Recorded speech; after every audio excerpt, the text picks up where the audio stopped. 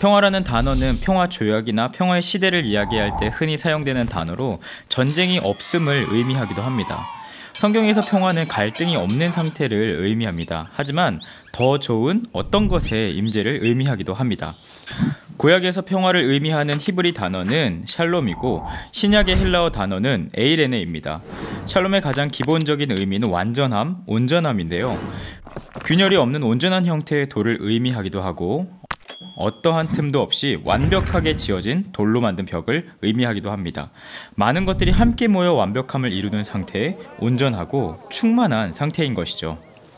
이것은 마치 욥이 샬롬을 말하는 것과 같은데요. 그의 장막에 이른 양이 없었기 때문입니다.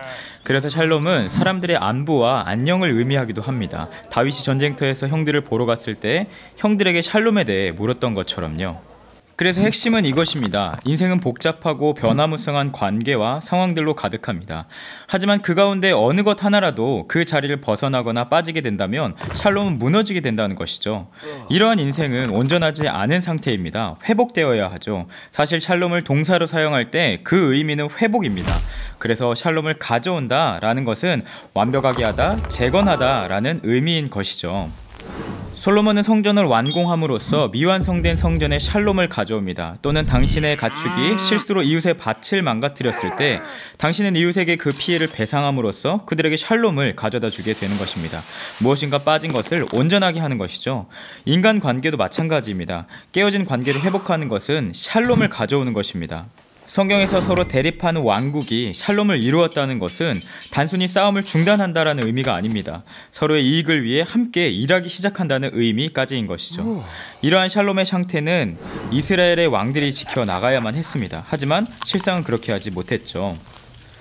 그래서 이사야 선지자가 미래의 왕을 예언할 때 평강의 왕이라 하였고 그의 통치가 영원한 샬롬을 가져올 것이라고 했습니다. 하나님께서 그의 백성과 샬롬의 언약을 세우시고 잘못된 모든 것을 바로잡고 고치는 때가 올 것이라고 했죠. 그래서 예수님의 탄생이 신약에서 에이레네의 도래로 선포된 이유입니다. 헬라어로 평화라는 뜻이었죠. 예수님은 자신의 평화를 다른 이들에게 주시기 위해 오셨습니다. 나의 평안을 너희에게 주노라.